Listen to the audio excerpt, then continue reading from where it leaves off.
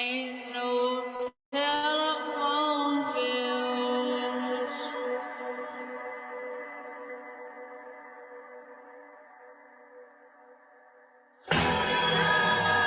You'll always be home sweet home to me.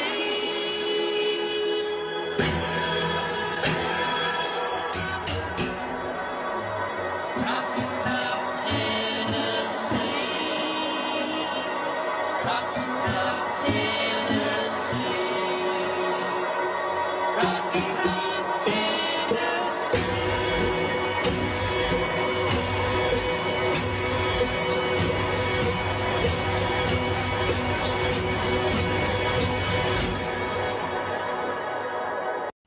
Sean, this is the gravest betrayal of American citizens this country has ever seen.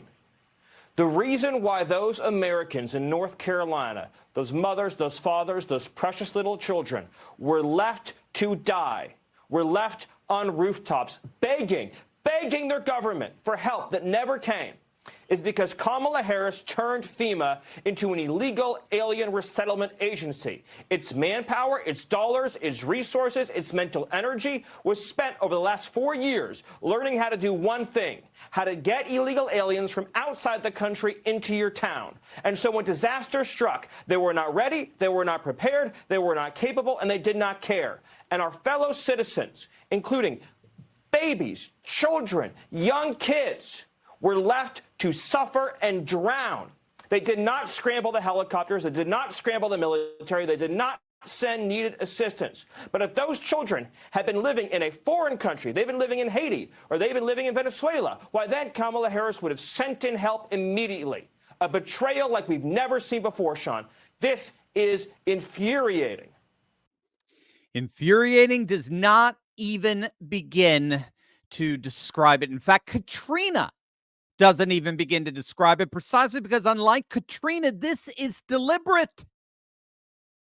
As Stephen Miller just said there, Kamala and Biden deliberately diverted FEMA funds to illegal migrants to the tune of over $1 billion, and now they're claiming they run out of money. We're going to see the latest outrage over the Harris administration's response to Hurricane Helene. And the one bright side in all of this, gang, is we're going to see how the election does appear to have shifted decisively away from this utterly incompetent, disastrous regime.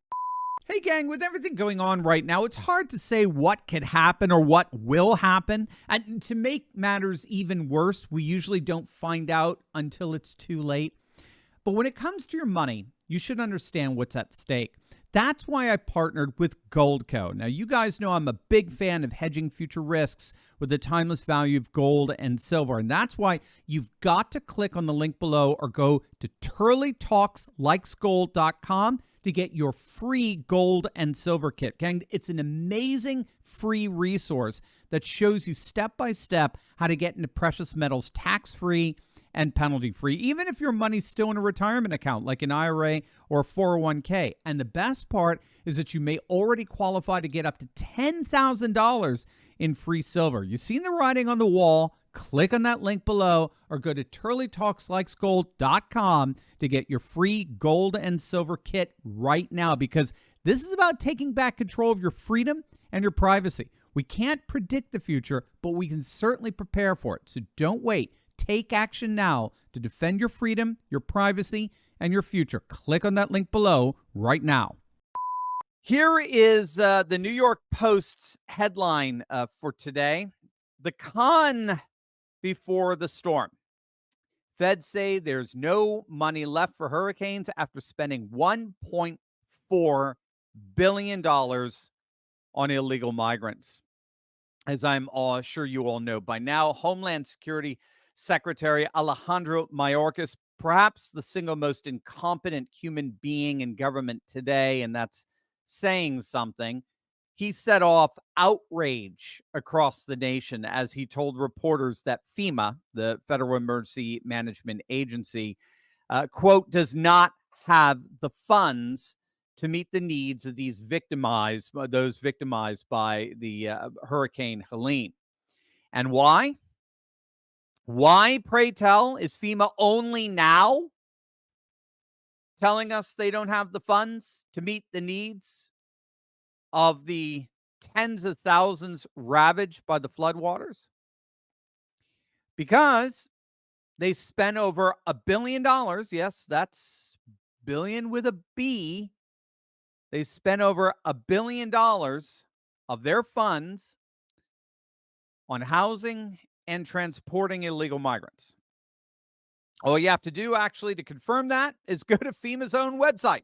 You don't have to go to any far-right platform to find this out. No, just go to FEMA's own government website, the Shelter and Services Program. It's called the SSP, administered by FEMA, expressly provides financial support to provide humanitarian services to, quote, non-citizen migrants. And between fiscal year 2023 and fiscal year 2024, they funneled more than $1 billion. There it is, right in front of you.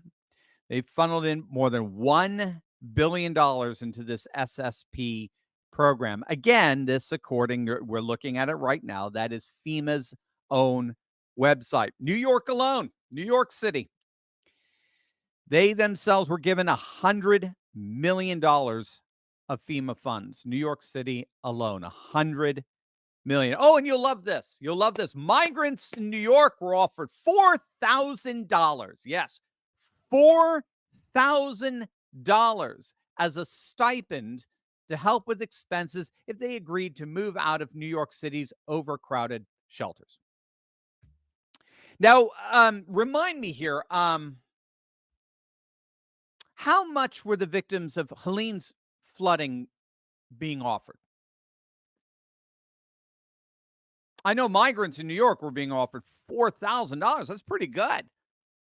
How much do you think the victims of Helene are being offered? Well, hey, let's let Cackles tell us herself. Go ahead, Cackles. Relief and assistance that we have been providing has included FEMA providing $750 for folks who need immediate needs being met, such as food, baby formula, and the like. Yeah, you heard that. You heard it right. $750. $750 unburdened by what has been. All those American families in Western North Carolina, Eastern Tennessee, Georgia, all those families ravaged by this storm, who saw their homes, their neighborhoods, their loved ones destroyed. They're all going to get a whole $750 to help them build their lives back. $4,000 for illegal migrants, $750 for the citizens of Western North Carolina. Here's Eric Trump speaking for us all.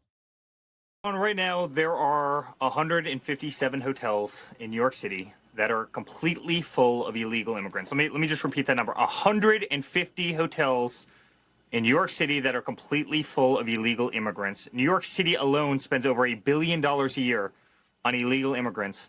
And then you see these pictures of husbands and wives and children who have lost everything. Their homes have floated down rivers. Their homes have been taken out by mudslides. Their vehicles are gone. Their picture albums are destroyed. Every sentimental value that they could ever possibly imagine is gone. You know, will never be brought back.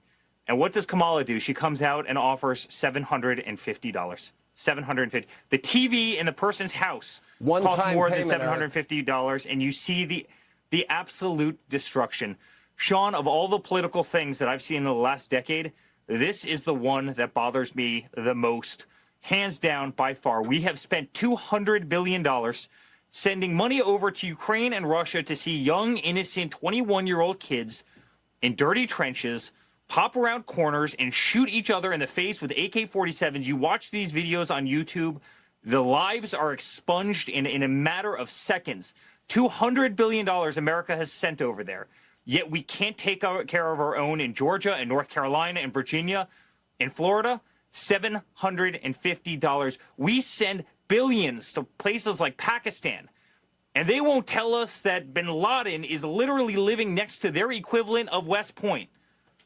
Yet we offer devastated families, the very people you're showing on the screen right now, we offer devastated families $750. Sean, this is the worst administration in the history of the country. These aren't serious people. Frankly, I think they're cruel people. The way they put Americans last is absolutely cruel, and I hope every single person going to the polls on November 5th and before in early voting will remember exactly who these people are.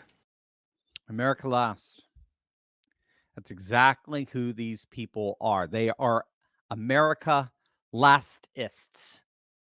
America lasters. It's I mean,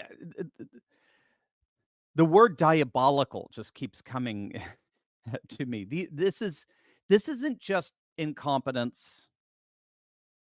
This isn't just indifference. This is diabolical. Here's what one victim of the flooding had to say to Jesse Waters. It's too late. I mean, they took too long. It took them 5 days to get here. And I mean, it took 5 days for Biden to come here, and he didn't think we were worth coming down to see us himself. He had to fly over on his way to Raleigh. It's disgraceful. I mean, they keep saying we the people. No, there is no we the people. It's them versus us. So they're not for us. It's all about them. They tell us what we need instead of listening to us.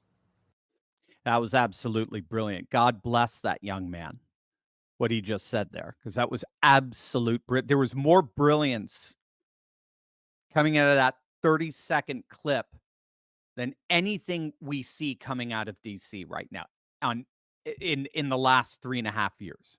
That was absolutely brilliant. You heard him. There's no longer we the people. That's dead. There is no we the people. There is no we the people. It's now us versus them. And they are not for us. They're only in this for themselves. Alejandro Mayorkas is only in this for his own financial and political benefit.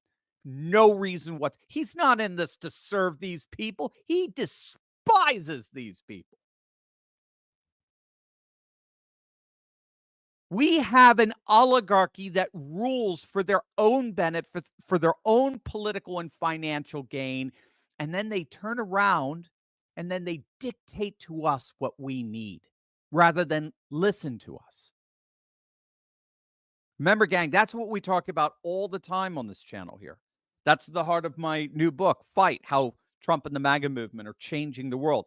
There is a new political realignment that's happening all over the world, where the old divide between the left versus right and the liberal versus conservative or Democrat versus Republican is being completely replaced by a new vertical divide between the people and the permanent political class, the ruled versus the rulers, the ordinary American versus the oligarch. And that young man expressed that powerfully and beautifully, that realignment that's happening. These politicians and bureaucrats are not here to serve. They are not our public servants. They only serve themselves. They're not representing your values, your interests, concerns. They are only out for themselves, for their own political and financial gain, and for the political and financial gain of their lackeys in the general population that vote for them and keep them in power.